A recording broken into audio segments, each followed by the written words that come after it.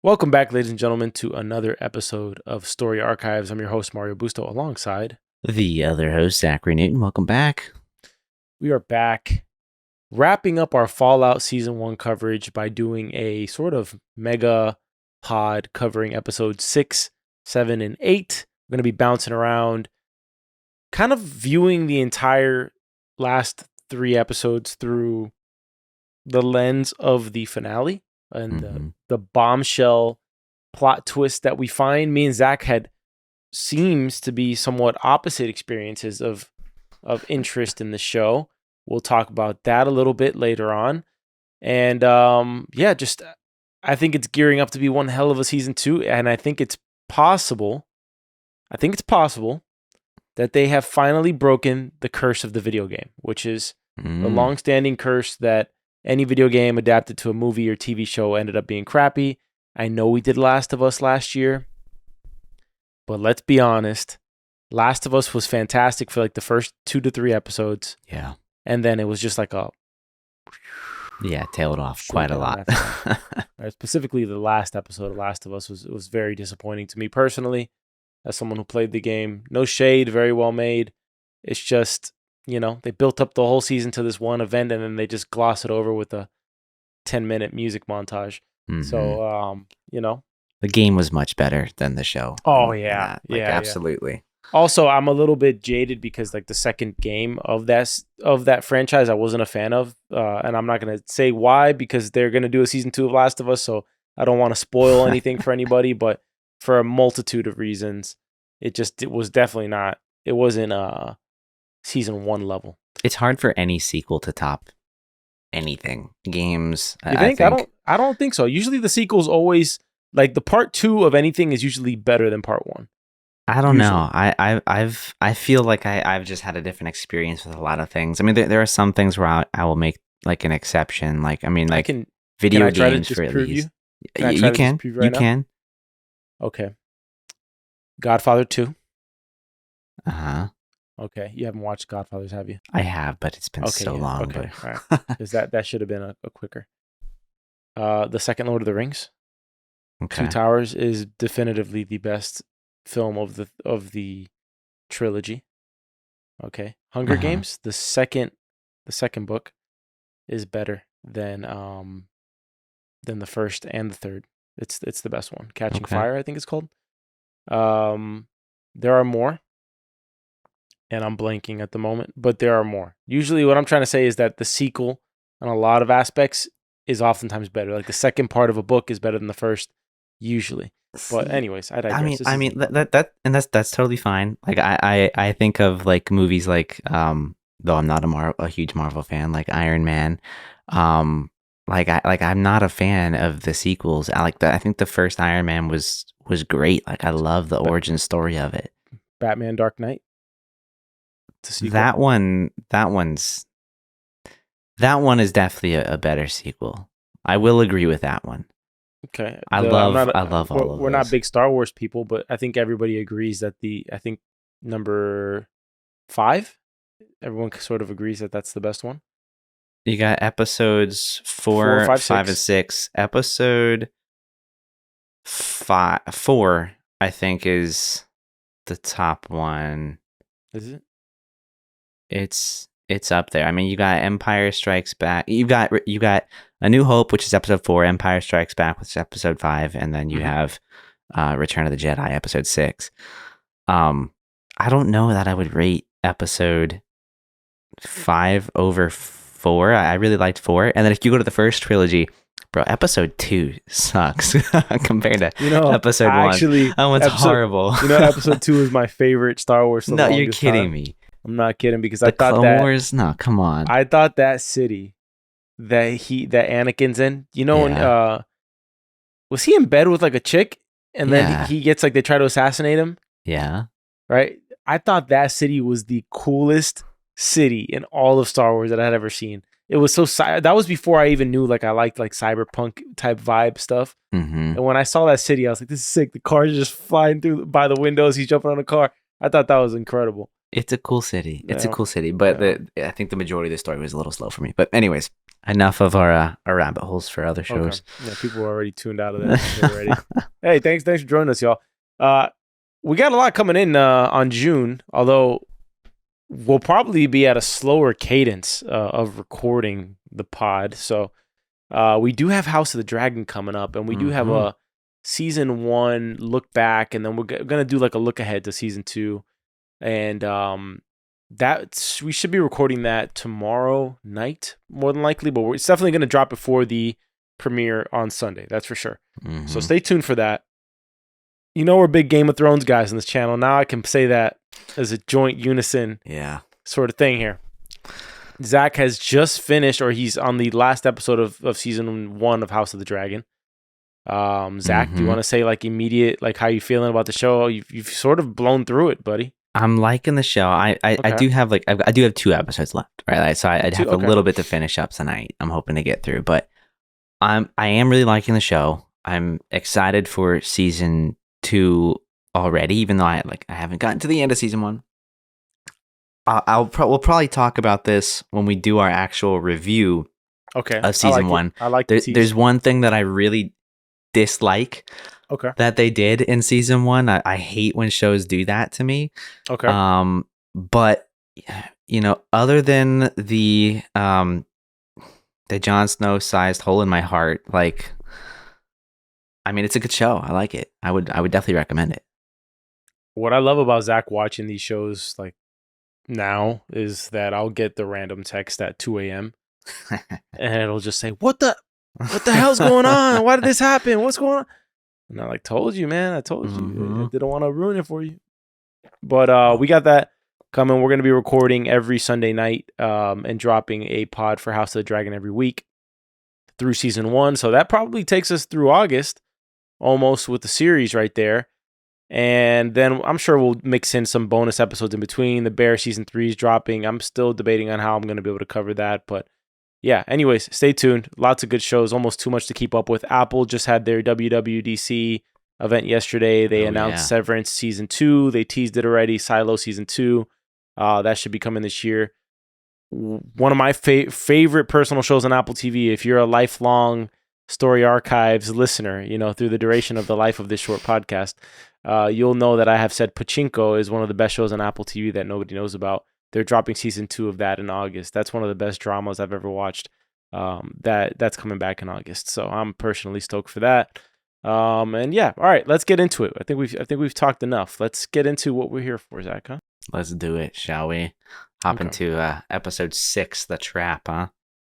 Okay, so we pick up in The Trap after essentially Lucy has had her badass moment. She's freed the ghouls from this organ harvesting operation. She has freed herself from the clutches of the ghoul, while also proving that the golden rule can still be followed in this barren wasteland of a hellhole called, I don't know, the world of Fallout, the new California Republic, whatever we want to call this hellish landscape that she's inhabiting.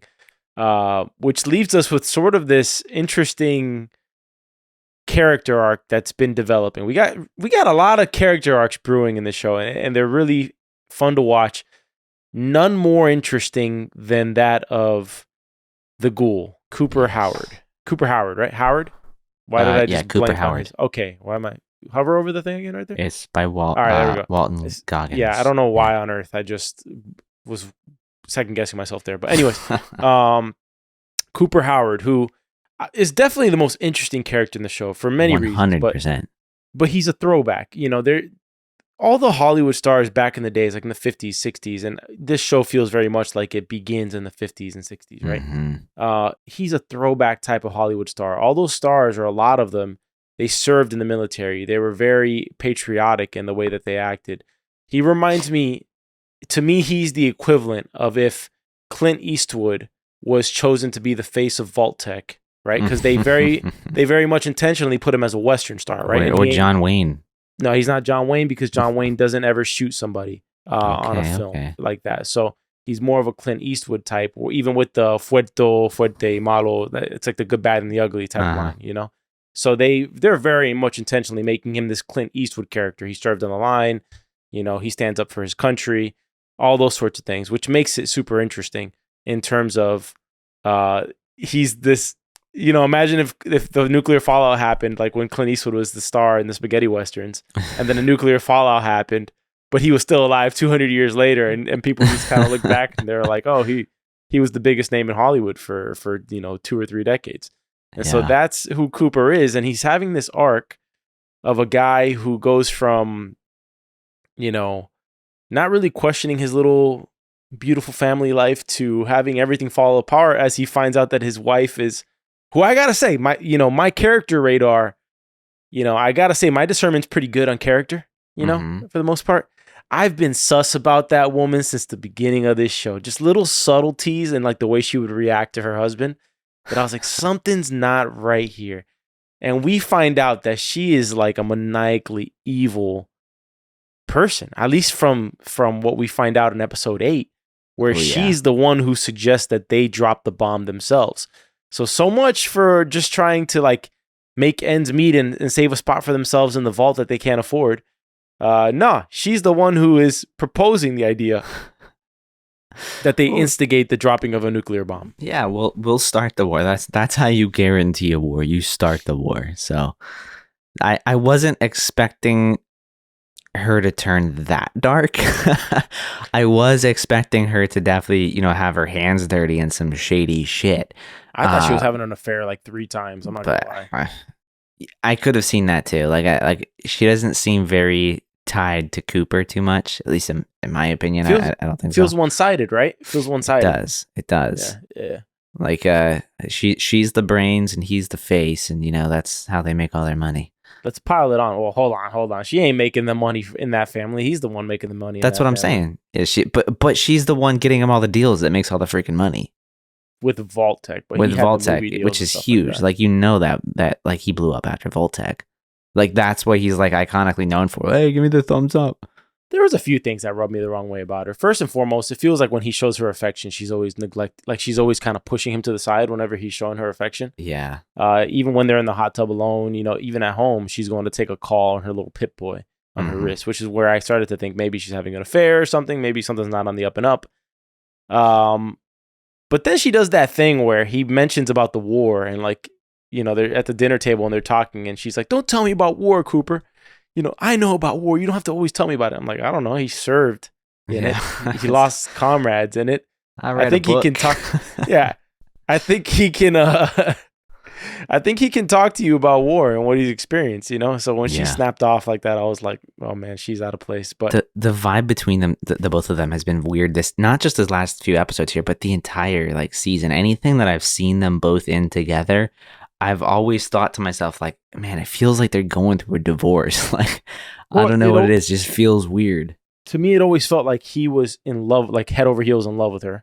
And she was very focused on this Vault Tec thing. And at the beginning, I thought it was because she was onto some evil conspiracy occurring that she couldn't control and that she thought was inevitable. And so that's why I thought she was going along with it to just secure her family, Yeah. But even when she's in that meeting, she doesn't say, when I think about the future, I think about my daughter. She doesn't say, I think about my husband and my daughter. She says, I think about my daughter. Like, she doesn't say, I think about, she doesn't include him in that thing. So, yeah. And when Cooper meets with his friend Charlie, who is supposedly going to these communist meetings, which, by the way, I don't think that they were actual communist meetings occurring. And I know that these meetings are largely based on, the McCarthy, when there was that Hollywood raid where McCarthy was taking out all the people who were communist sympathizers, right? And they make the claim, or Lee Moldaver makes the claim that, I'm not even a communist. They just label anything that they don't agree with, type of thing. Which you see today, when you see anything being called a super conspiracy or something like that. Anything just has its labels on stuff, right? Either side, that is painting whatever picture.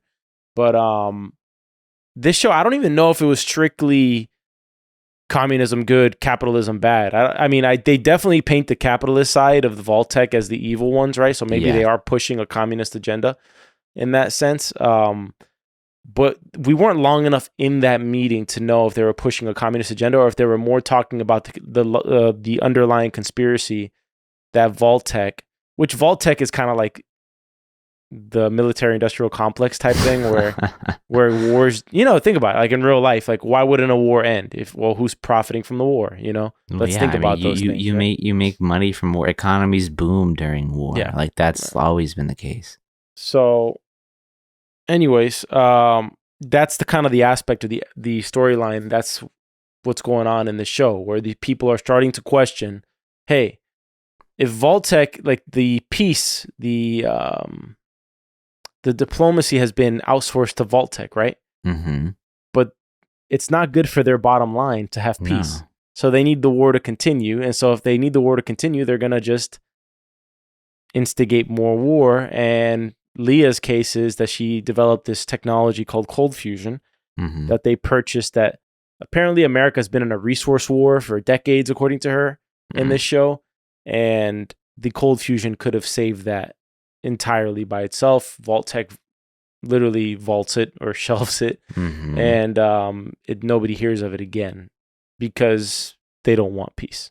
No, they don't. They have a financial obligation to have chaos constantly so that they can make money. And I mean, it looks like they're still in business. So I'm curious to see how much of this is going to, develop into, season 2. Like one of the things, jumping around a little bit to like the meeting that we see in episode 8, it's not just like one company involved. Like I could see a scenario here where there's like a bunch of little like mini spin-offs or something where you're just like, seeing what life is like in these different vaults owned by different companies. Because man, it sounded like they wanted to run some wacky ass experiments in them. That could be an interesting storyline. And like you ask yourself, like, who is signing up to voluntarily live in a vault? You know what I mean? Like all these corporations that are in that room, they're like, because essentially the notion is, how do we eliminate our competition? Well, we kill them pretty much with nuclear warfare, but we secure all these vaults, right? Yeah. And so when we emerge from the vault, everybody's going to be dead, so there's going to be no competition left. Who's signing up for that? Like nobody's signing up for that in a real scenario. Maybe not knowingly. I mean, I'm sure there's many ways you could spin that with marketing. No, I mean, there's an impending nuclear blast coming at some point, so why not? No, but I'm talking about the billionaires or the trillionaires that were in that room. Why would those people who are living, the high life, why would they sign up to live underground for, centuries? Power. I mean, I would assume. I mean, like yeah, sure, they're living life big, like they've already made their money. They've got tons of it. But I mean, if you reduce the amount of people everywhere, like you're increasing the amount of power that you have no matter what. The pool is much smaller. So I think they're just power hungry. You do make a good case. I mean, I do think I underestimated there what people would do for more power, but we do get that recurring theme from Bud Askins, which has been being dropped on our head like little bird seeds for the entire season pretty much, where he says, time is the ultimate weapon. The future of all humanity comes down to one word: management. And I gotta say, I love the fact this show does a fantastic job of looping everything together with the little subtle details they drop. For example, the vault that Cooper is selling in episode 6 is coincidentally the same vault that Lucy and Max end up in, with all the radioactive people in it. Yeah. Which ends up being that those people are not that bad. It's that the original inhabitants, because of Cooper's wife, by the way, which I will talk about that a little further. We're going to just make her the villain of the show. All right. Because Cooper's wife said a comment in that boardroom meeting where she said, we're going to allocate these vaults to you people, and you all can decide how humanity should run inside of your vault, and nobody will know what you do. That's what she literally said. Win. Yeah. Right? And Vault 4, what the original inhabitants of Vault 4 were doing was they were running experiments on people. Right? Yep. And I guess trying to make them radioactive proof. And in doing so, they screwed them up. The lab rats rebelled. And that's why the overseer of Vault 4 even mentions that sea creature that's in there is like his great uncle or something like that. Yeah. Which is disturbingly funny. That's also the creature that had That was the one swimming in that lake that had swallowed the head at one point, right? It was the same kind of creature. It had all those like The fingers in same its mouth. kind of creature, but it couldn't be the same. I don't think it was the same exact one. I just that think it one was was the same killed. species or whatever the hell they want to call it. Yeah, I don't know what to call these things, like mutants. I don't know. Yeah. Just speaking of the little subtle details that they drop in this show, you get Cooper's poster on the wall that says "A man and his dog" at the rap party that they throw in episode 6, and I think it's earlier in the episode when it occurs. I could be wrong. Yeah, it's around there. It's right when he's coming downstairs. Yeah, man and his dog. 6 minutes 22 seconds. And when later in the episode, when he really takes a huge issue with the whole "a dog's not allowed in the vault" situation. Yeah. Which makes you wonder now, after you see episode 8, that his wife is like this conniving bitch. Like, she's just, let's be honest, because she could have been honest about what she was doing with Cooper. Like, why not say what you're up to unless you know that he's going to be fervently against it? Because right? because he would be. Exactly. Like clearly he would. I mean, he was against it. Like he was trying to do something here. And I'm calling her conniving because I think she probably came up with the rule about the dog. If you think about it. I mean, I still want to know who came up with the rule about the dog. I think he still wants to know. Cooper still wants to know. I think she doesn't like dogs. Because here's the thing, even in that meeting, her and Bud are not answering to anybody. They seem to be the faces of how that thing's being run. Even when we get the bombshell drop that Hank McLean is her coworker, we don't find out that there's like another boss that they're answering to or some other shadowy figure in the room. All right, hold on though.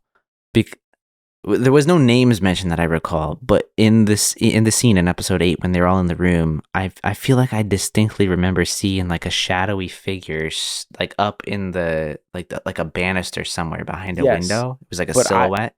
But I read that as Hank? I thought that was Hank. That's who I was assuming it was. Why else? I mean, they could have hid his face for another reason. For whatever reason that might be, but I think the biggest one is that they were doing the character reveal that this is Hank McLean, right? I just don't see why he would have a seat at that table, because he seems like a minion, like one of the many thousands of minions that are like frozen, waiting to be activated for their management job. Well, speaking of the many minions ready to be activated, did you notice that Cooper's wife's assistant's name was Betty?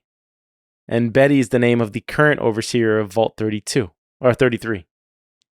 That's the assistant of Cooper's wife. So she was also an overseer. So that's what I'm saying. The show's terrific at doing these little linkings between like these different scenarios. I did not catch that one. No. Yeah. Cooper's friend is the voice of Sir Benjamin Codsworth, the robot who's doing the organ harvesting. Snip Snip? Of Snip Snip. It's the same exact voice of actually, is it? Yeah, it's the same exact voice of his friend. And he has the key line of episode 6 where he says, because they're trying to let you know what's going on with Vault Tec the whole time, which it's kind of obvious, that Vault Tec is nefariously up to something, right? But the real bombshell drop was the managers being activated and and Hank not being born in Vault 33 in the vaults, that sort of thing. Yeah. But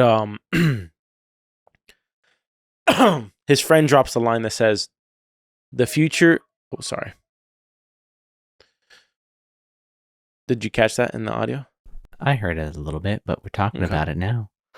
Sorry, y'all. We had I'm making something here, so I had to have a timer of when I can take it out of the freezer. Anyways, I'm actually taking the next overseer of Vault 33 out of my freezer. Oh shoot, that was deep. That was kind of dark. Yeah, it was a little dark. Yeah. I'm just kidding. It's actually far less interesting. Is it? Yeah. I'm just like making like frozen homemade like Snickers bars. Oh, okay. Yeah. I saw something and I was like, let me try to make that. Anyways, he has the line of episode 6 possibly where he says the future is products. I'm a product. The end of the world is a product. Pretty much. That's kind of the whole. That's kind of the whole thing we're getting down to. Sums everything right? up. Yeah, really. Yeah. Any comments on episode 6 so far from there? Episode 6. Or just like in general? it's not quite what I expected it to be. Like overall, I wasn't expecting to have such like a, I don't know, controlling capitalistic like world that was running the vaults and things like that. That I wasn't quite expecting. I was maybe thinking that they were a little more, what I guess the word altruistic with their actions. It was like, no, this was really to help people. At least that's where I was at when this started. I thought it started from a good place and then deteriorated over time. Mhm. But like clearly it was never started off in a good place. It's just always been bad, and controlling. It's kind of crazy. A couple other key things that happen in episode 6, or probably the most key things. Lucy and Max are being picked up in this Vault 4, and they're being sort of rehabilitated into it. They also have this kind of odd moment where they both, or Lucy propositions Max, like, hey, you wanna have sex? And you sort of, like, over these 3 episodes, you really see that the Brotherhood is such a sheltered little bubble. Organization. Where Max is a very immature person. Like, he sounds like a kid. He's like, hey, you mean use my cock, and it's gonna, like, flood up, and it does that thing, and he even does like what like a kid would probably do. Mine doesn't. Denying. He's like, mine doesn't well up like that or anything. And Lucy's there like, no, that's supposed to happen. And she's innocent in her own ways, but she's a little bit more mature up the spectrum than he is. But they're both, in this whole scene, I'm thinking to myself, that was so out of the blue. I'm wondering if Vault 4 is like drugging them with some sort of chemical in the air that's making them just brutally honest, like, of what they want in that moment. They're in a room that said experiment, like the label above the door was experiment, some number, whatever it was. Yeah, so I thought that they were sort of being like, not like blatantly poisoned or anything like that, but that they were under the effect of like a serum that was making them more honest and upfront, I thought they were spraying hormones into the room. Yeah, maybe. I don't know. I thought something was up, and they never really answered that. So I'm assuming it wasn't, and it was just a quirky comedic moment. But I mean, there's always been like this little flame that you can see between them ever since they first like met each other. Like just all the long glances. Like you kind of expected something to happen, for sure. Though nothing really technically did happen, but whatever. Well, yeah, they well, not in that episode, but they do kiss later on in episode 7. And that really kicks off their whole fling, which we'll see the way the season ends, whether that's gonna ever ever come to fruition. Yeah, but you also get the sense that Lucy's trying to rebound, man. I mean, her marriage experience was quite a horrific one. She she's not had a good experience with men, sleeping with her cousins, and then going to sleep with the psychopathic cult gang that tries to murder you all. Now she's with somebody that's probably an enemy, really. By the way, speaking of her horrific wedding experience, Lee Moldaver, for being such a supposedly like altruistic type character, at the end of the day, she did take a bunch of raiders into that vault and killed a bunch of innocent people. And even if you were going after Hank, she is very much not a black and white like good character, because in Vault 4 Sorry, you're going to say something? No, keep going. In Vault 4, they pretty much worship her in a weird sort of occult-looking ceremony where everybody takes off their tops and drinking blood or something. I don't know what they were doing. That was some wacky-ass shit that happened there, but I borderline thought that scene was unnecessary.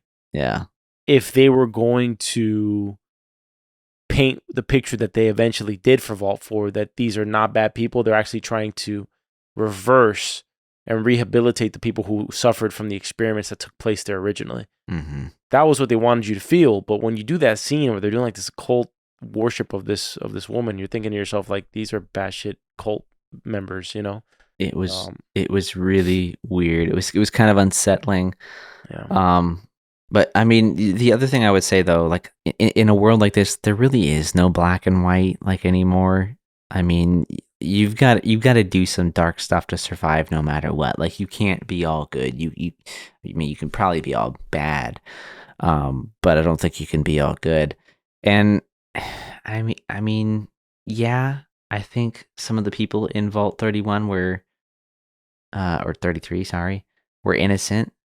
What?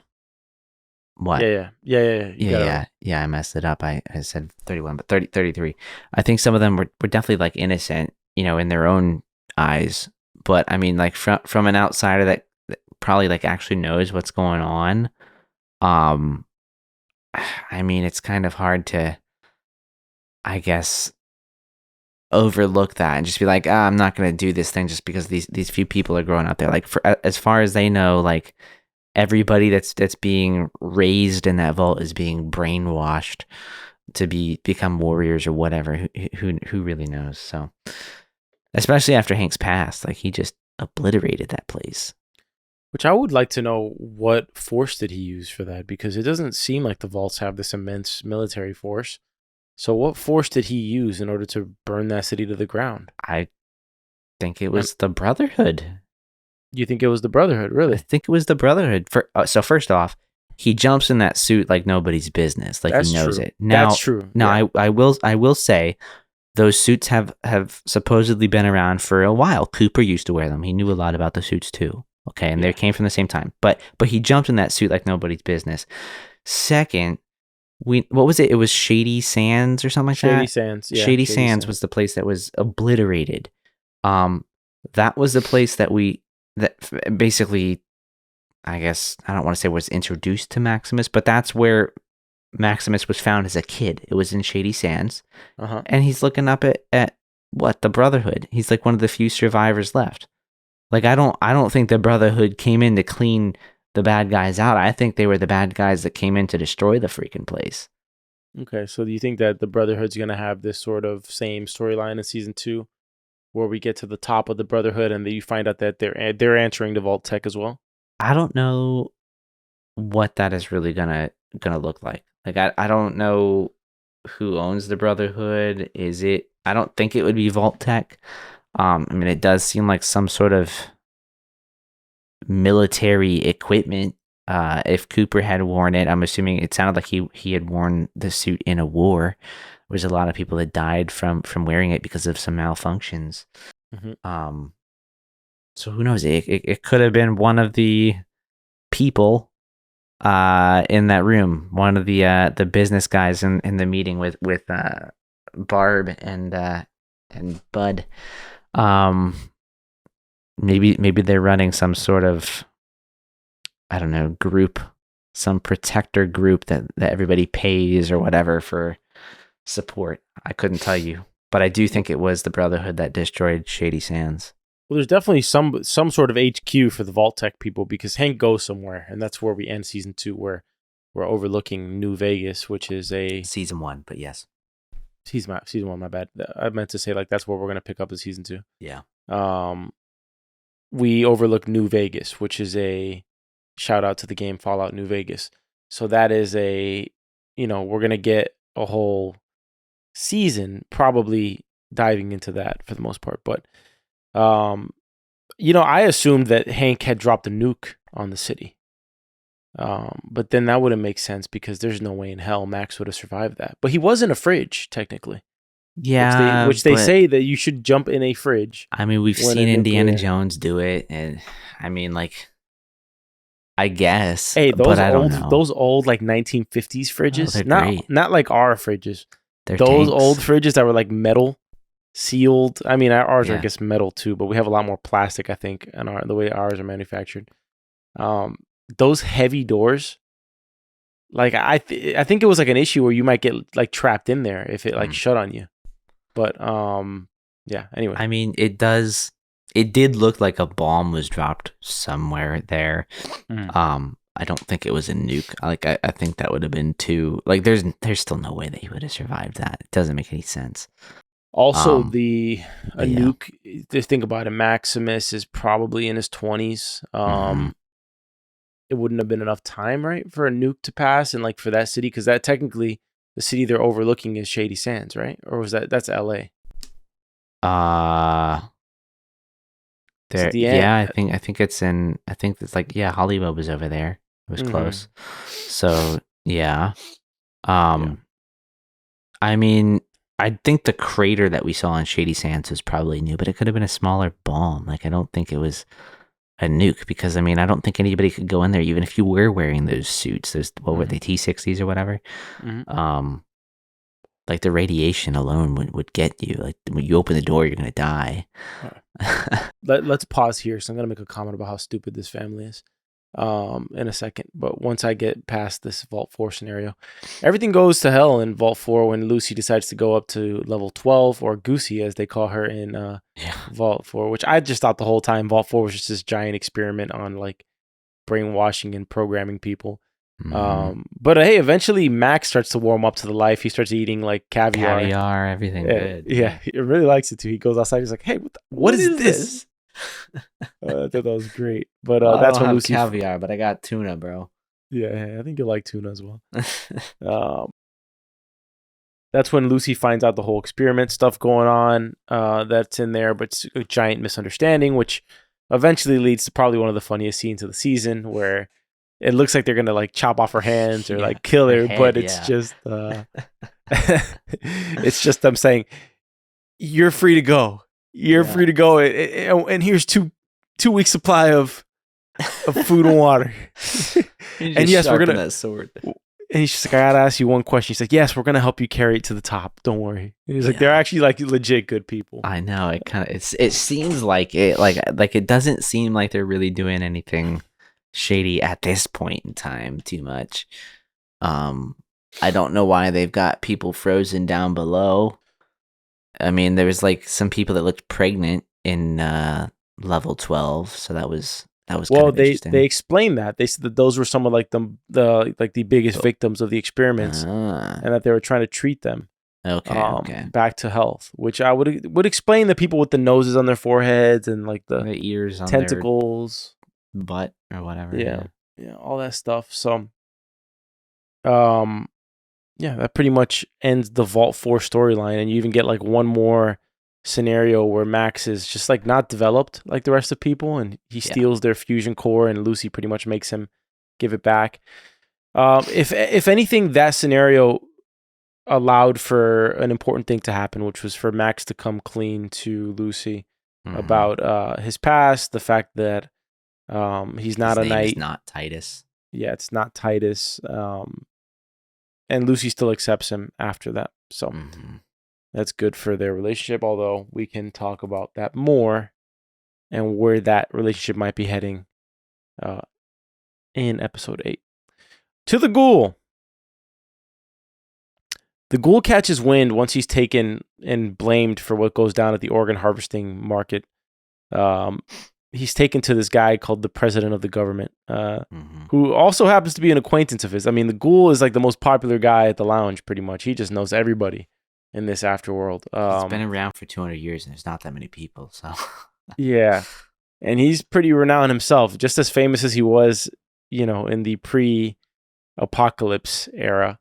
He's just as famous as the bounty hunter here. So he manages to get free of the sheriff's grip, and also realize that the Lee Moldaver that he's been hearing about is the same chick that he met at the communist meeting 200 years prior. Yeah. Which now gives Cooper a reason to find her, like legitimately find her at this point, right? Yep. Because up till now, it was just to find the head and to sell the head. But now it's to find her. It's become personal. Yeah, well, because in that meeting with the president, we also learned that Cooper has an ulterior motive a true motive why he's survived for 200 years, why he wants to live for this long. And that's been a question that's been on my mind the whole season, which is, why does a guy like this, who was so principled before, why has he allowed himself to live in this hell for 200 years? And I always figured it had something to do with his daughter. Yeah. I never thought that it was because he had the hope that his entire family was alive. And I think he has good reason to believe that they are alive and well.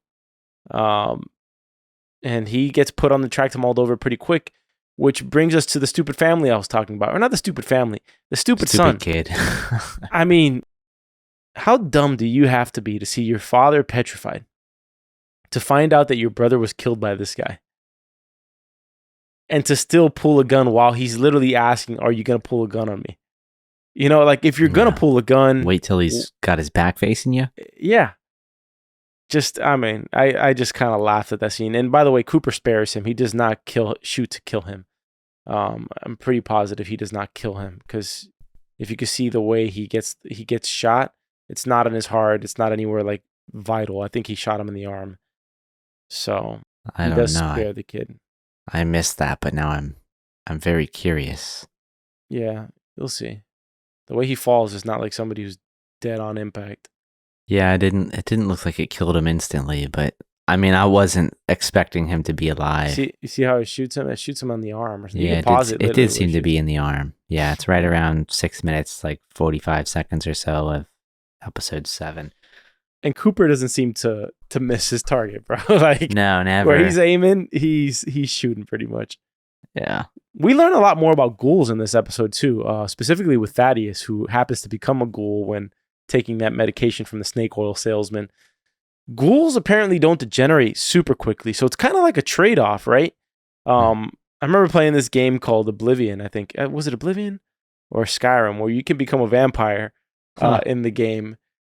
The penalty of becoming a vampire increasingly got worse and worse as the game progressed, but you trade like the trade-off of becoming a vampire was to get like super strength and like just like pretty much attribute increases everywhere. The downside is that when it gets really bad is you literally can't play the game in daylight. And so like every time you're in daylight, you have to speed try you have to skip time to get to nighttime, which was hilarious because I had no idea I was a vampire until like my guy just kept on dying in the daylight randomly. Wait, so you can't like unbecome a vampire in that game? You can, but it's a hell of a quest. You got to get like the heads of like 20 witches and then like give them to this person. It's like a whole thing. Oh right. Yeah, I don't know. It's like that sounds like a Skyrim thing without having ever played the game. No, I think it was Oblivion. It feels too long ago. Man, I lost my train of thought. But the ghoul transformation thing, it pretty much gives you Wolverine powers. It heals you. Yeah. It pretty much makes you immortal in a sense, right? Like it's very difficult to kill a ghoul. It seems like it. I don't quite understand why though. Like I was not expecting Thaddeus to have his toe, which was dangling by like some nerves. That was disgusting. To just become reattached. I was really not expecting to see that at all. But yeah, I mean, it seems like it seems like it heals you at the very least. Does that dissipate over time? I mean, it must. If you become, it doesn't seem to dissipate. It doesn't seem to dissipate. It just seems that you become less and less human over time. I think at first you probably are just human. You look like a human, you talk like a human, but you heal like a ghoul, right? But then over time you begin to look like Cooper. Well, I wonder if it's like, but I don't think that's true though. Because how is Lee Moldaver still very human looking? Like, I think that's something we will find out in season 2. Although I'm glad that the Lee Moldaver storyline is over. I don't think she was a ghoul though. I don't. That thought crossed my mind that she might be a ghoul. I thought she may have been a ghoul, like, because I mean everything that we've seen so far, if you're a ghoul, as long as you've got this medicine or whatever that Cooper keeps inhaling and taking, not the crack and other drugs, but the medicine, it seems to keep him going. It's when the ghouls don't take this medicine that they seem to devolve and turn into something that can't remain human. Like they decay. I don't know if that's actually what happens, or maybe I'm just making it up in my head. Maybe Leah was frozen for, I don't know, 150 years or something like that. That's what I'm assuming, is that it has to do with her being in cryo sleep or something like that. Speaking of her, we get a flashback of Cooper talking to her more in depth after they kind of have a confrontation in the middle of the communist meeting, right? Mm-hmm. Where he finds out she developed this technology that Vault Tec pretty much purchased from her, bought her out of, right? Yeah. Similar to the way Apple murdered a bunch of companies yesterday at WWDC. It's true, by the way. I mean, we're laughing at It's it. a but lot. Yeah, I know. Companies that big, when they innovate at the degree that they innovate, they literally kill dozens of small companies. Mhm. Dozens. I mean, Apple's heading into like break them up territory at a certain point here. Like legitimately, if you get to a certain point that you're that big, think about it. I read a thread last night about the number of companies that they killed. Yeah. I mean, dude, it's like playing when you get to Monopoly. When the whole purpose of the game Monopoly, when you're playing it, what happens when you have all the money? When you Yeah. control the boardwalk, when you control all the expensive territories, when you have all the railroads, all the utilities, the game becomes impossible to come back and win. That's the whole point of the game. When they're at their level, there's almost like a moral obligation to sort of, hey, you guys think about the App Store. The feud that they have with Epic Games, the Fortnite developer, that they didn't want to put their game out there. I mean, shit, think about when we got banned from their platform. I mean, when they have a chokehold on so many industries that it's dangerous. And now they're going to integrate OpenAI into their into Siri. So which by the way, OpenAI is now going to be like in every device everywhere, any Android device or Windows device, I think it was. And now new Apple devices, new Apple products. I couldn't help but watch the episode, and I mean, I know Amazon's making it, so they're kind of in the same boat in a lot of ways. A lot with their freaking servers and all that shit. But you think about Vault Tec having a chokehold on something and buying, a company and just letting them die because it doesn't benefit their bottom line. The same thing happens every single day with these big companies, Yeah. So it's true. It is creepy to watch, especially as AI becomes more and more a part of our everyday lives. I mean, AI truly feels like a next-gen experience that we haven't had in a long time in terms of a technology that is just revolutionizing everything at such a rapid pace. This feels like computing on crack. It's the next like hockey stick that we had with the initial tech wave, kind of coming around again. I feel like in some ways it's kind of plateaued, like at least working in the tech industry. But I don't feel like it'll be a long plateau. I feel like once people like really figure out how to use this and create specialized tools with it, I think we'll be off to a great start. And I do have to say, all things said, I don't disagree with anything you've said with Apple, though. I do love that Apple is able to create everything they're able to create. I think that if they were more open, not to the public with how they create things, but just in general with, like, for example, the EU and letting people like sideload apps. Now you don't have to go through the App Store over there. I think that's good. Yeah, sure. I'm sure there's some security flaws and issues with that, and there will be bad actors, but there are with everything anyways. Having the ability to use an alternative, good. Allowing them to create their own like technology that works really freaking well together. Look, I mean, I love what I see, and speaking about AI, like I will say that was probably one of the best events that included AI or Apple Intelligence.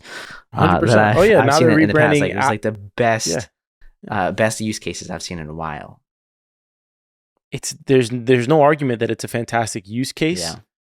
It's more of I love Apple products. I mean, most of the products I use are Apple for the most part. But it's just an honest conversation of, how big is big enough in terms of like the chokehold that they have on technology. Yeah. Arguably they should have probably created their own AI system. But I kind of wish they did. I mean, it seems like they've done a decent amount with like the networks that run on your phone and all that locally. Like, it's not running ChatGPT on your phone. But the way I wish I it was their own understand it thing. is that you will have the power of ChatGPT in Siri, which Siri if you turn it on. Siri has. Who's not going to turn it on? I don't know. I might not. It depends on how good it is. Look, this like Siri just turned on for me. Like, I don't even have anything on in my bedroom, but she just turned something on in my bedroom. Good job, Siri. Watch my house explode now. She turned your gas stove on. Shit. Those are going to be illegal soon too. God. Anyways, Yeah. we don't have those in Florida. At least Nope. not down here. Not that I'm aware of. Yeah. I know this is like a digression, but it's the same concept. Vault Tec. I'm not saying Apple's going to drop a nuke or anything like that. I'm just saying that they are massive. That's for sure. Yeah, they are. It makes it hard for new competitors to come up as well. Like, I mean, you've got Google making their phones. Nobody else is gonna get that amount of market share that they have right now. Like it's gonna be so long for anybody to make a dent in that. Yeah, no, that's kind of just the general point. Is that really? But hey, I'm still gonna buy the iPhone, right? Oh, Although 100%. I might get a flip phone though. I might get like a flip phone that's. You know what you should get? You should get the light phone. Have you heard of the light phone? No. So the light phone, I've had my eyes on the light phone since version 1. Version 2 is come out. Supposedly they were supposed to have some announcement today, but I forgot to check. I was just thinking about it because of this conversation, so I'm gonna have to go check after this recording. They already had a version 2. I like version 1 more than version 2. I think it's cooler. But it's basically a very low tech phone. Mm-hmm. It's meant to be non-disruptive. It's no apps, none of that stuff. Like the first version of the phone was just like, yeah, I've got this device. It's a tiny, slim, very minimalistic looking device, super clean. Go look at it. And you can take calls on it and you can make calls on it, but nothing else. There's no social media. There's no internet browsing. There's none of that. On the version 2, you can text. The version 2 of the light phone, you can make the phone calls. You can do some text messages. There are simple navigation things that you can do. And I think there's like a music player. But it's still very locked in. I don't know what they may have announced today. I had a bookmark. Like I said, I got to go look. But I love that phone is so simple. It's clean. It's minimal. It feels really like it's really well designed when you look at it. And it's not that expensive. I think it's like $300. And if you wanted, you could get one. If you don't have a phone with an eSIM, thanks technology, you could have just put your SIM in it. But it's definitely, if you want to kind of like downgrade your tech a little bit and kind of not be so glued to all your devices, it's definitely something worth taking a look at. I think, look, I love that phone. I'm going to look that up, by the way.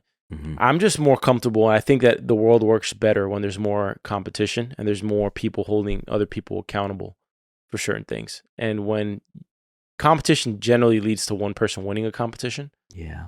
And as long as things are done on the up and up, but I don't know enough about the AI integration with it. I use AI tools every single day for work. I think that they're going to benefit most people. I think they're going to kill industries. I don't think there's going to be like coders in the next few years. Like I think that murders like an entire industry when you have an AI tool that can just do all of that. But that's another conversation. It's a matter of who can like figure out how to use it. But as long as it's not robbing our data and making digital versions of ourselves without our permission, then that's the big thing. And I had to look it up. I just looked it up. Apparently they did just announce the Light Phone 3. So it's a little more feature packed: phone, calendar, camera, timer, all that good stuff. But it's like one of those e-ink displays. It's just so like non-disruptive. I love it. It sounds good. Yeah. All right, back to the show. We've already lost 200 listeners right there. Okay. Where did we leave off at? We were talking about what? Well, we were talking about whether or not Leia was a ghoul. Yeah. All right, let's get to the Vault reassignments. We get a lot of Norm in episode 7, and Norm is pretty much the last guy who gives a damn about what went down in the Vault. And he has a pretty nefarious plan that worked out. That cake that he brought down a couple episodes ago, I think it was episode 5, and the girl behind the receptionist who was pretty much not protecting the prisoners, but kind of like monitoring that hallway leading to those raiders. Yeah.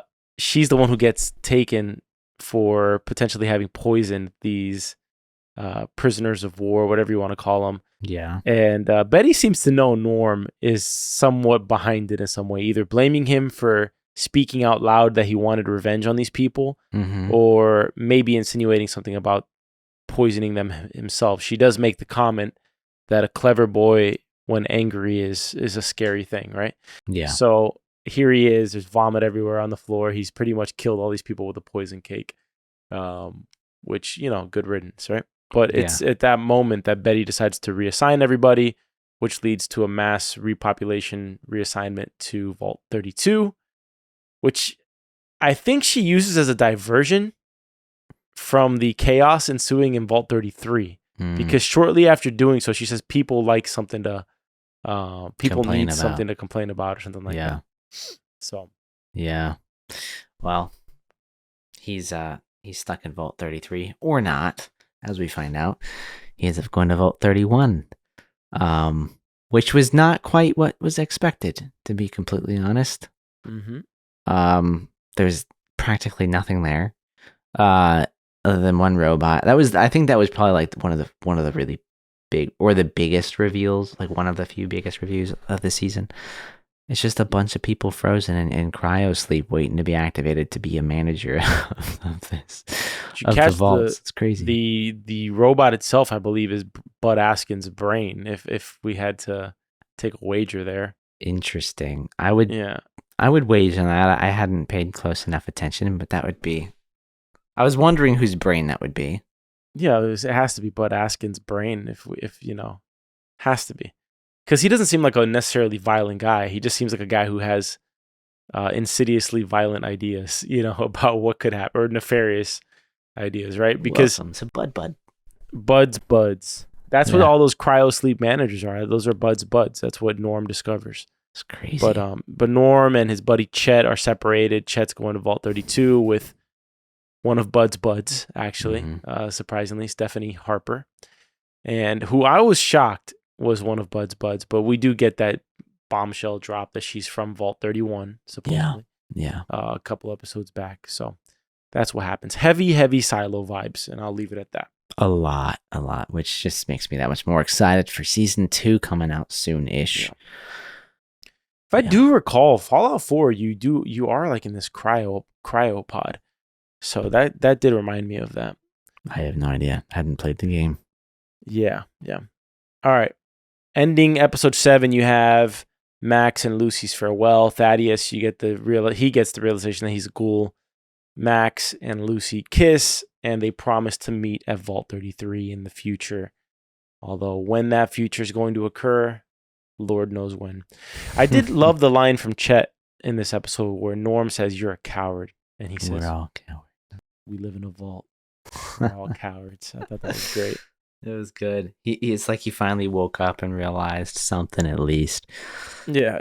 I don't think we're gonna get much of any storyline in Vault 32 though. I feel like we're gonna continue on with the core characters that we know. I don't think Chet's gonna be one of them. Oh, I think Norm's gonna wake up all of the overseers at once. Well, I mean, I would probably expect him to do something like that. Yeah. I think at that point he'll probably end up coming up above ground. After that, I don't think he's going to stay in the vault. Yeah. Hover over the screen real quick. Okay. Anyways, okay. The finale episode, titled The Beginning, which very much felt like the beginning of the show, right? It feels like everything leading up to this is like the whole world's opened up now, right? Yeah. Max returns to the Brotherhood. We're kind of really setting the chessboard for season 2. Yeah. He brings the head back, the fake head, which is disgusting to look at right now. And his whole thing it was right on the screen. Like the teeth, the tongue, it was disgusting. It's rolling down the stairs now. Anyways, Max is exposed as a liar and is saved at the last minute by his friend Dane, who she admits that she injured herself with that blade in the shoe. So, which I was both shocked by, but then not shocked when I saw her face. So, he's saved in the brink of, in the span of a moment, which I found odd because when he's about to be literally executed in front of the warlord here of the Brotherhood. And then this same guy, can you hover over the screen again so I can see his name? The elder cleric. Is that his name? Elder cleric? Elder cleric Quintus. Elder cleric Quintus right after this scene, when he allows Max to live and to lead him towards the head, says, I'll be in charge. You learned the key lesson in the wasteland, that power is not given, it's taken. You will help me take power, and you'll become... He pretty much promises Max that he'll be second in command. Yeah. Which leads... That's the last time you see the Brotherhood until they invade Moldaver's lair. Then we get probably the most important flashback of this show, which is the ghoul's flashback to his wife at work. He's finally succumbed to the temptation of bugging her and seeing what she's up to at work, which leads to that Illuminati type roundtable meeting of discussing the future of the planet, where it seems it was decided that they would drop the bomb. Which, knowing what we know about the pilot and how Cooper is at a birthday party with his daughter, we hear that he's gotten divorced from his wife at that point because somebody makes a quip that he's paying alimony or something like that. So maybe he had one of those horrible divorces where she pretty much took him for half his money or more than half, whatever. Probably. And so there he is, like doing cowboy gigs at birthday parties to make ends meet. Had to have been everything. It took everything from him to have to do that to make money and pay her. And also, we learned throughout the last 3 episodes that he's losing movies because of being an ad man for Vault Tec. So little by little, in trying to support his wife, he's losing his career as well. Because other actors are not working with him because they find it's a moral duty not to work with him because he's pretty much whoring himself out to Vault Tec, which is quite obviously planning the end of the world here. Quite literally, actually. Yeah. And anyways, about the flashback, we find out that it's not just that she's in on it, it's that she is proposing some of the worst ideas here, namely the dropping of the bomb to eliminate all competition, killing pretty much any bit of humanity that's not in the vaults, which they seem to have miscalculated, knowing what we know. And she's not the innocent saving my family person that we think she is, unless season 2 drops a bombshell for us. I don't think we're going to have another flip-flop with her character. I feel like this is her. This is really her. Because there was a moment in here where, she's like, I think about, I don't know, my daughter in the future. And Cooper seems, I guess, relieved of hearing that. Like, oh, she cares. Yeah. Then she's like, so let's drop the first one. So that's one way to get the rug pulled out from underneath you. The rest of the episode from here is just one bombshell drop after another. I mean, we go from Lucy getting to Moldaver's lair and finding out the truth about her father, right? See, do you think that's Hank McClane, the shadowy figure up top? I don't think it's Hank McClane. It does not feel like it. I feel like that's some... We're talking, just so people know, we're talking about the shadowy figure in the window during the roundtable meeting. Yeah, for those that want to look, it's at 19 minutes, 31 seconds into episode 8. I don't feel like that is Hank to me. Like that. Stop hovering it so I can see the. That seems like. I think that's Hank McClane, man. I don't think so. I feel like somebody else is in charge. Like this is like the CEO of Vault Tec or something like that. And he's just that's what there. I thought it was gonna be. Yeah. But then when we get the reveal that it's Hank, that's when I was like, oh, maybe it wasn't him. But I could be wrong. Maybe that's something that we'll find out in season 2. Yeah. Maybe.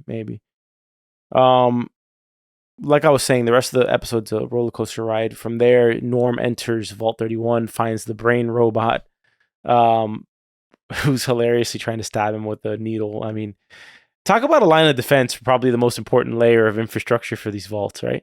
But you also get the notion that every vault is tied to 2 more.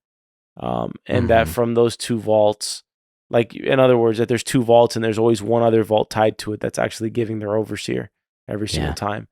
So in Vault 31, he finds just hundreds, maybe thousands of future overseers, which at one point included his father. Yeah. Were you surprised at all by this? Is that what you were expecting when he went into this vault? What were you expecting? I wasn't expecting it to be a wasteland of nobody but frozen people and like cryo sleep. No, I was expecting this to be more of like an Overwatch, like they're observing everything, kind of like I don't want to keep calling back to Silo, but some people that we know in Silo, like like pulling levers, looking at things, making things happen. I didn't expect it to be a big community, but I didn't expect it to be a bunch of people asleep either. So Yeah. no, not what I thought it was going to be. You? I mean, I know what you thought it was going to be because you bet on it. I was not expecting for it to be a brain robot. Just tripping on a mop over and over again. No, brain on a Roomba. Yeah, no, literally a Roomba. Yeah. Anyways, he was one of the funniest characters of these 3 episodes. I liked him. I liked him probably about as much as you liked Snip Snip. Would you prefer having like Snip Snip or that brain robot like as your personal assistant? As my personal assistant, Snip Snip. Yeah, for sure. As comedic relief, I don't know. I mean, this robot, come here. I need to inject this into you. Stop running away. Yeah, it was great. Yeah. It's just funny to look at on screen, to be honest. I know. It's hilarious. Norm has kind of completed his arc here, right? Mm-hmm. Well, not really, because we leave off with him only in Vault 30 when he's not allowed to go back to Vault 33. So that's where we leave off with Norm in this season. Lucy finally gets to Moldaver. She's holding her dad in a cage. We also find out that her mom is the one sitting at the dinner table and presumably a ghoul, an undead ghoul. And we learn the truth about Hank McClane as we learn the truth about Cooper's wife, and that Bud's got approved by the round table of world leaders here. And essentially, Vault Tec is behind the world ending, pretty much. Yeah. Bravo, and that everything that we see in the vaults is a plan that was planned 200 years prior. Yeah. Yeah, it doesn't make me want to live in this world at all. Mm-mm. I am curious to know what you called it, New Vegas, right? Yeah. I am curious to know what that ends up looking like. It kind of seemed like a pretty clean, not silo, but city. From what I saw in this episode. So I don't know what that's going to look like. Moldaver's chilling out at the Griffith Observatory overlooking LA. I've actually been to that observatory. I just didn't realize it until they did the zoom out shot. Huh. Yeah, I've been there. It's one of the nicest places I've ever been to. But the coolest planetarium I've ever visited for sure is there. The seats go like complete horizontal, so like you're looking straight up at the screen. The screen's above you and not in front of you. It's just like this dome. It's insane. Highly recommend to anybody out there. Well, anybody who's out there's probably already been, but anybody who's not from there, definitely go. If I go, we'll see. Yeah. We learn a lot about Lucy, her past. Hank was not born in the vault. He is an overseer. He was an executive assistant at Vault Tec, worked under or with Cooper's wife. We also find out that Lucy's mother eventually escaped the vault after realizing that water was being siphoned away from the vaults, which led her to believe that people were alive above ground, and led to her taking her kids and dipping to Shady Sands, which eventually led to Hank making the decision to burn it to the ground. And the essential motive for why Moldaver took him in the first place. Yeah, which was because he had the code to turn on this cold fusion thing. Yes. Oh, yes. That was what the scientist injected into his head. Yeah. So what do you think of this cold fusion? Because it kind of just magically turns everything back on. I mean, they got the whole infrastructure set up. They're just waiting for this code. Pretty freaking impressive. I don't know how the hell it does that. I mean, that would be massive to have some endless source of energy the size of like an Advil. That's interesting. I found it a little hard to believe that they could just turn this thing on and not have to like transplant it into a power plant somewhere or whatever. Like, it was just weird that it could power everything like that. I just realized who her father reminds me of the whole time. I'm just like, who does this guy remind me of? Who? Reminds me of Stephen Colbert. Stephen Colbert. The whole time, look at him like, well, he's in the cage. Why do you think Leah's keeping her mother alive like this, by the way? I feel like they were lovers, were they not? That's what it looked like. It looked like they were going the lesbian route there. Yeah. Yeah, I think they were in love with each other. They look at each other like very lovingly in the flashback scene. But why would she keep her alive? Is she expecting to reverse her? So that I was thinking about that too. Like when this cold fusion thing was turning on, I kind of thought for a moment, like, is she gonna like throw her into a tank or something, and like that's gonna help? I don't know. I after having seen the full episode, I feel like it was just because she loved her. She didn't, want to kill her. It was just like she was still kind of there in some way. That's pretty messed up, man. I mean, yeah, but what's not messed up in this world? That's true, but I mean, keeping her alive at the table, goodness gracious. It's creepy as shit. I'll say that. It felt almost like she was keeping her alive, more almost like as a revenge ploy. Like, look, this is your wife. Look what you did to her. That type of thing. I don't think she. Well, if you think no, she would have been up here dead for like 20 years. Like, it would have been a while. I don't know that it was purely revenge. Highly surprised Lee Moldaver doesn't just shoot him in the head the moment he gives the code. Yeah. Little disappointed in that. But, that never happens in shows like this. Never quite happens. You don't ever make all the right decisions when you're on the good side. You gotta leave some room for these people to escape. I was expecting Lucy to shoot him, I'll be honest with you. That's what I was thinking was going to happen. I was kind of hoping she would. I thought the cold fusion scene was so cool with the needle and then the vaulted. Yeah.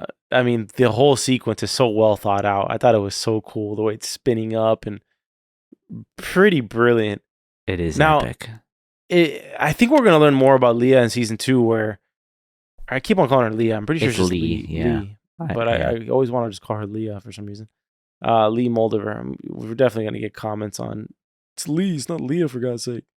I'm assuming her cold fusion technology, she didn't just like hold it for 200 years. So she had contacts with the scientists who were also developing it, also had a motive for wanting to bring the world back to a prosperous place. Mm-hmm. And that's how this was even ready to be activated like this. Yeah. I still don't know what that was, that like scientific lab. It didn't seem like a silo or anything like that. I don't know where that was. Yeah, it was a city. I don't know if there's any like, I don't know, relevance with them still being there, if they're gonna like play a bigger part in this in the future. It seems a little convenient, I guess the word would be that I'd want to use, if it was only that one guy, that one scientist that knew how to create this. Yeah, I felt like they were just in the business of creating these things, and he was trying to smuggle one of whatever it was out, but I'm still not 100% clear on what they're doing and how they're using it. I'm not exactly clear how he fit an entire bottle of that thing in his head. That thing was massive to put in your head. It wasn't that big. What are you talking about? That bottle was like a little mini Advil bottle, dude. He just put the tiny pill in there. What little pill? No, it was like a little vial of cold fusion. No, bro. It was not. It was a big needle with a hole, and then you inserted like a tiny like Advil sized pill, not Advil bottle sized pill. So I missed it then. When did she pull that little vial of cold fusion up? Like she at the table, she's just like, Lee pulls it up. She's, this is what you brought me right here. This is cold fusion. Yeah, well, she grabs the head, and the same device that the scientists used to insert the thing into his head was the same sort of device that she used to pull it out. Okay, I think it had already happened at that point, but yeah. Probably. Anyways, Hank gives up the code. which I found kind of interesting that he gave up the code, to be honest with you. But he must truly love his daughter for him to give up the code. I suppose so. But, Yeah. I mean, he runs away. I Yeah, don't but he know. doesn't kill. He never touches his daughter. He never harms her in any way. So I do think he genuinely loves his daughter. I just think that, by the way, Bud's buds. You think about it. You're trusting that all of these people are never going to go against your orders. You know, it's just that plan would never work. No, management's never that good. Sorry. Yeah, 200 years. Give me a break. Give me a break. That thing will be done in less than 10 years. No way. Anyways, the Brotherhood shows up. They take over. The Ghoul has his probably the most badass scene of the entire season, where he shows up on the staircase and talks about the vulnerabilities that they have right underneath the chest plate. And that's definitely the most badass scene of the season. And we finally get his motive where he asks Hank, where the hell is my family? Right? I think he uses more choice words than I used. But that's his reason for living. And I think, I think the Ghoul, I mean, my hope is that you could reverse aging and bring somebody back to full health. And that's the reason that Lee had Rose sitting at the table like that. Yeah. But I would love the Ghoul to find his family and they just reverse all his ghouling nature. His ghouliness? I don't think that's going to happen, though. I feel like once you become a ghoul, you're a ghoul forever. Which, by the way, it is pretty easy to become a ghoul, it looks like, if you just take the wrong thing. So that would suck. You just take the wrong medication and become a ghoul. Although it doesn't seem too bad to be a ghoul unless you end up like Cooper. Yeah. Well, yeah, but you got to keep taking the meds over. That sucks. That's truly sucks.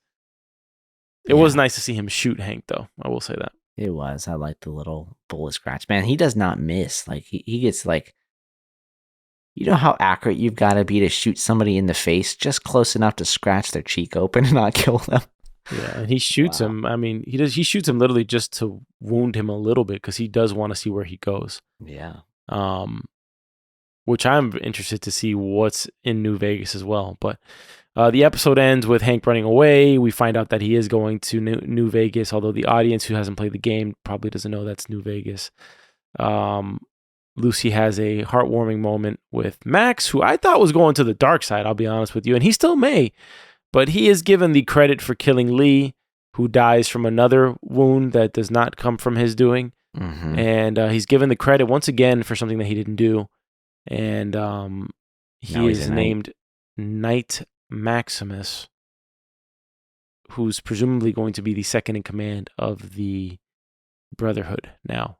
And Lee does leave him with this last sort of speech as the whole city, she activates the cold fusion and it's all lit up. She says, what will your Brotherhood do with infinite power? Maybe you can stop them, maybe you can't, but maybe you can try. You might as well just make that the log line for his whole character's arc for the rest of the series, right? It's going to be him coming into power, maybe liking the power, and then eventually making the right decision. Who knows? I think that's exactly, like, I've been thinking ever since I watched this episode, like, what do I think is going to happen in season 2 with Maximus? And I think you're exactly right. I think we're going to wake up in season 2 and Max is going to be like full on dark side. And then, later on at some point in season 2, I do think that he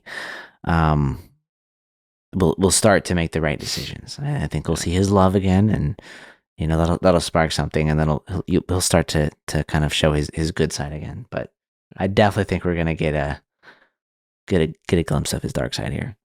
Power is too much. He's gonna have a choice. He's gonna have a choice between good and evil for sure, and it'll be between pretty much Lucy or the Brotherhood.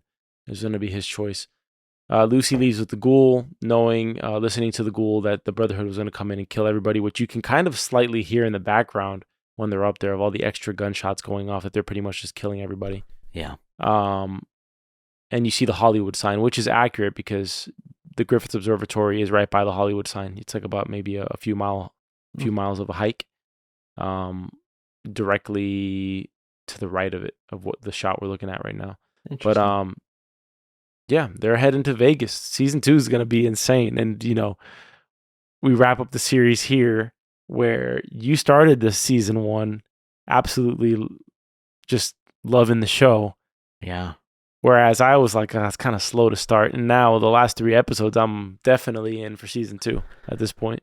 I mean, look, it's a fun watch. For me, I feel like this is one of the shows where I'd rather just if there was like a I don't know a sneak peek or like a book I could just look at and just be like, okay, that's what happens. Okay, got it. I don't have to watch everything. Like I feel like I would be okay with that on this one. Um, but it is fun to watch. If you like the dark humor, the comedic gore, um, it's good. I do think the first 3 episodes were a little stronger. Um, Maybe it was just because there was so much like world building going on there. I feel like once we got to this point, like some of what I was seeing with Maximus was just like a little too childish. It was just like, all right, I got it already. Like, they're sheltered from reality. Like, okay, but it just feels like sometimes it keeps beating you over the head with it a little too much. Um, Other than that, though, no, it's a good show. It's a fun watch. I would definitely, if you haven't watched it, I would recommend it if you like stuff like this. I think they kind of tell you the direction he's heading in because even as he's being knighted, his back is turned towards the Brotherhood. Mm-hmm. So he's turning his back um, on the Brotherhood. And that's kind of symbolic of where his heart is at the end of season 1, at least. I know we got a couple of emails. You want to read through them? Yeah, sure. We had one email from Jeffrey come in saying, I'm really enjoying your coverage of Fallout. I did want to mention one quick thing. I think you're missing the point a little bit on Max and the Brotherhood. If you've ever seen the movie Idiocracy, I have not seen that. Have you seen that? Neither have I, but I think someone else on the audience has mentioned this to us before. He says it's kind of like that. They have all this technology with the suits and whatnot, but they're oblivious to the world around them and kind of dumb. For example, look at the way they promote Max. They don't do any research on him and they just give him the job as squire. Anyways, this is my opinion on the situation. Oh my God. What? I just realized they give us a glimpse at the end when Hank's walking up to New Vegas of the Death Claw, which is a monster we have not been introduced to. All right, you can go back to the Yeah, I have no idea what the Death Claw is. But yeah, just saying that that's his opinion and why he likes this show's underlying humor throughout. Thanks. Keep up the good work. Well, thank you, Jeffrey. I appreciate that. I agree. I agree. And as someone who didn't really care for Max's character for a long time in the show, towards the end, he starts to grow on you a little bit. And you do see that sort of innocence from the Brotherhood and how he matures and kind of forms his own opinions, his own worldview, and way things should go. I think Lucy helps shape that for him too. I think without Lucy, he goes down an entirely different path, and the ghoul does too. But yeah, I do think without Lucy, he would go down and stay down a dark path. I still think he's bound to go down a dark path for a short stint, but then because of Lucy, come back to the good side. So we'll see if that does play out. We do have a second email though from Pierre who mentions that he's loving the episodes for Fallout so far. Has some recommendations for a couple of shows. 2 I have not watched yet. One is on my list. But he's recommending Dark Matter and Sugar. Those are both Apple TV shows. Okay, the Colin Farrell one. Yeah. I think my wife brought that one up. I haven't watched it yet, but I'll probably get to it. Shouting out your Black Sales podcast though. Okay. That was a good one. Apparently there is a soundtrack to Fallout he sent just for me. So thank you, Pierre. I appreciate that. I'll definitely be taking a listen to that. I think he asked if you could link that in the show notes. I would love to link it too. Absolutely. Cool. Yeah. Thank you, Pierre. Thank you, Jeffrey. I've heard of Sugar. Apple. Look, we've been ahead of the game on the Apple train. And during that WWDC thing, I know I was taking a cautionary approach with Apple earlier in the episode. And, that's a way deeper conversation than for just a 5-minute soundbite. Oh, yeah. But, which we could talk about a whole bunch of other things. Jeffrey makes a point about the Idiocracy and how the Brotherhood has these suits, but they're kind of dumb and oblivious to the world around them. I think we're kind of heading that way with AI right now, where we're going to have the power of a supercomputer in our pocket. Literally, Siri's going to actually be smart now. Mm-hmm. And that is going to be dangerous in terms of people being truly educated and critically think for themselves. Um, but in terms of like Apple doing amazing work, there's no doubt. We've been on them for the TV shows for a couple of years now, Yeah. or at least a year of talking about that they're making the best original programming in television, and it's not even close. Yeah, HBO will drop like a banger every once in a while. Like House of the Dragon is definitely going to be appointment television for the first time in a while. But there's not many others that are like consistently dropping great show after great show. Three Body Problem was incredible. It was good, but I feel like Netflix is few and far between. Like for me, it's Apple and HBO, or Max or whatever. Those are the two apps that I keep opening up most frequently recently. Apple is going to route everybody. When I say route everybody, they have more money that they can spend on everybody. Yeah. They are greenlighting second seasons of shows that on any other network or streaming platform would not have been renewed for a second season. I argue that potentially Foundation would not have been renewed for a second season if it was on any other streamer. I argue that Monarch probably would not have been renewed for a second season if it was on any other streamer. That one for sure. Invasion, maybe Invasion gets renewed. I don't know if they get renewed for a season 3, like they just got renewed, I think. They're getting renewed. Why? Because Apple's just building up a catalog, similar to our podcast. We're building up a catalog. You're the one who brought this up the other day. We're building up a catalog of just good quality commentary on good TV shows, so that we're more discoverable to people who are looking for a podcast to spend their time with. Yeah. Apple's just gonna route everybody. They have Presumed Innocent coming out. I'm so excited for that with Jake Gyllenhaal. That's gonna drop soon. And just they have been just biding their time. They just renewed one of my personal favorite shows on Apple, Drops of God. Yeah. That got renewed for season 2. I mean, they're absolutely killing it in every way. And if anybody even slips up a little bit, like if there's a hit show that somebody doesn't renew on another network, Apple's gonna buy them and then they're gonna just bring them over. Like it's crazy. And then they're doing movies that, Dude, don't sleep on Apple, man. Like I know we're really into the sci-fi shows on here, but like their mystery thrillers and things like that are pretty good too. I'd love to do Dark Horses on the channel. Dark Horses is great, which also has a new season coming out. Like they announced that one as well on WWDC. I love it. Like it's that fun, like whimsical sort of James Bond. It's a little dark in some ways, but don't spoil it for me. I'm only on season 1. It's a fun watch. I mean, get through it. There's like 3 seasons out already. It's crazy. Yeah. But like there's some good shows. I just finished.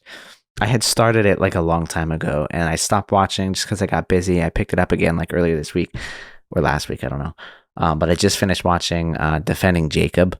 That one was pretty interesting. It was very intriguing. It's got you guessing like till the end. That's the one with Chris Evans. And, yeah, really, who else is in it? really good show. I just started watching the last thing he told me. It's interesting so far. It's not my favorite. The characters are a little annoying, but so far it's kind of interesting. It's got oh man, I just like his name went out of my head the moment I went to go and say it. From Game of Thrones. The Queen's brother. Oh, you're watching that with Jennifer Garner and yeah. God, I forgot his name in real life. Jamie Lannister. But thank you, Jamie Lannister. That's blanking on his name. That guy's a fantastic actor. Fantastic. Yeah. He's good. I didn't realize it was him. I watched the first episode before I started watching Game of Thrones. Watched Game of Thrones, and now I went back to the show, and I'm like, oh, it's Jamie. I'm like, that's cool. I gotta go to Apple soon because we've been so in the loop of just watching Fallout and a couple other shows, and I did my Black Sails thing, which I gotta finish that. I'm on season 3 right now. But I have a catalog building up on Apple that I need to go and watch. That's stacking because they're catching up, man. I'm telling you, they're catching up. Have you watched Franklin? No, and that's on my list too. But look, I watched a little bit of that the conference. They're gonna do spatial video capturing now, so they're gonna do a documentary with Red Bull. I mean, it's insane. I sent a Canon lens to my boy today, which is a spatial lens. It has the dual things specifically to make content for the Vision Pro. Huh. It's insane the stuff that they're doing. So I'm telling you, it's not gonna just end at the AI thing. They're gonna own original programming entirely. Like it's just, I like the way they do it. But I do too. Yeah. Yep. All right. Weekly shows. Oh, I know. Thank God. I hate having to like sit down and Yeah. not watch shows like the Rebuddy or episodes like the Rebuddy Problem. Great show, but I don't like the temptation there. It's not healthy for me. All right, let's wrap up season 2. I think or season 1. Going into season 2, I think you're gonna have that max power dynamic. You're gonna have Lucy still on the hunt with the ghoul to find out, how far up the spider web this thing goes, right? With her father. And the Lee Moldaver storyline is over, but I think the Brotherhood and the impact of having control of cold fusion is going to be a huge storyline. And we probably get introduced to the Minutemen, which we did not really get introduced to in season 1. So I'm expecting that. I'm hoping for an appearance of a certain character from Fallout 4. We'll see if it happens. And yeah, what thoughts do you have? And then let's get into how badly I lost the wagers. Hey, at least you're self-aware this time. Yeah. No, I mean, I think I covered it. I have not played the game, so I don't know what to hope for in terms of, additional characters coming in. I don't think Hank is the guy like that we see the silhouette of in the room. Like there's no way. Like he's running away from here. He's a pawn. To go and I don't know, run to daddy. Whoever, I don't know. He's reading off the teleprompter. Yeah. So yeah. I am very looking forward to seeing like how bad this capitalistic apocalyptic world has turned into here. I do think eventually you're gonna have Maximus and Lucy get together, like actually like get together. I think it'll happen. Like I think she'll save him from the dark side. I feel like for a while in season 2 we'll probably have like the ghoul father Lucy almost like his own. Like he's already started to come around and become I'm already looking forward to that. I don't know about you. I'm so excited for that. Like I'm here for the ghoul. I will watch season 2 for the ghoul. For the ghoul? Yeah. Season 2 for the ghoul. Yeah. Well, I think you get my point. Yeah. I also want more of the German Shepherd, like that dynamic with the dog, him. He's like getting the semblance of his old family back a little bit, Yeah, he's got a younger girl with him. He's got a dog with him. He just doesn't have his wife. Norm eventually brings the vault people. He becomes like the Moses of the vault. He leads the people out of the vaults. And it becomes a very pivotal figure in this series, I think. We'll find out, though. I could see that. It would be a little depressing for there not to be something else that comes out of Norm and his character. Which, by the way, I still can't stop thinking of Hannah Montana every time I see him on screen. I don't know if you have that same problem. He's in Hannah Montana? Yeah, you remember that short little kid, Moises Arias? He's that like little business kid. I can't remember his name. I used to be in love with Hannah Montana. I used to be in love with her. Well, I mean, good enough. I do think he will play a much bigger role in season 2 than he did in season 1. So. All right, let's get into the wager, Zach. I know I lost. Just say it. All right, Tell me how bad I lost. It's rare that you're self-aware on this though, so I got. It's never this much of a blowout. It's just no, it's not. I mean, I was wrong on everything. I will say this at the very least. So Vault or bet number 1 was about the Vault 31. Mm-hmm. Yes. You thought that Vault 31 was a bustling city. Which it was the farthest thing from. Yes. However, I was also wrong on this one. I thought it was going to be like, a smaller group of people running experiments on other individuals and ghouls. Okay, so also wrong. You could make an argument that there's experiments, but it's like I don't see it. Don't call me out on self-awareness. No, I'm not. It's not. Like there's nobody in the freaking vault. All right, it's the people from 200 years ago running experiments. Yeah, exactly. And then the bet number 2 that we had was that you thought the ghoul, Lucy, and Maximus would all team up. I said no, it would not be all 3 of them. I was technically right on it, technically right on that. But didn't it go a little further? I had said something like they were going to go to the Brotherhood and then the Ghoul was going to break them out. So I was right on it. I just guessed the wrong location. Because technically, they all work together. Think about it. Max gives her the head. Okay, she takes the head to Lee. The Ghoul goes, breaks her ass out of there, doesn't kill her, and takes her to go find out what's going down. So they all technically team up. And then the big question is Max going to continue to stay on their team? So I technically was right on that. I just thought that bet was a little bit more complex. It was more. It was that they would all like team up together, work together. Like, okay, hey, we're all going on a mission. That's not they what didn't technically doing. all three on a mission. It was that they all touched the same thing, and they all really helped to move the story along. Like, definitely, they all had their involvement with the head. They all had their involvement with Lee. I think I was a season too early on that. I think they're all working towards making a better world. I don't think you got that necessarily the moment of the three of them working together. I will say I could see that being a reality in a season 2. Like after we get the I can't picture Max teaming up. Max having the dark side. I can't picture Max being anywhere in close contact with them, except for like a few moments in season 2. But that's just me. I don't know. I mean, I wonder where they're gonna go from here. I mean, the Brotherhood. I'd imagine they're just gonna try and dominate the rest of the world now that they have power again. For sure. Well, anyways, what's the last wager? That's it. Those were the two. Oh, what the hell? And how did you win? Oh, because you just took the opposite on the second question. Yeah, I took the opposite on the second one. You barely won. I said it was gonna be 2 of them, not all 3 of them. Oh, okay. All right. I'll give it to you. All right.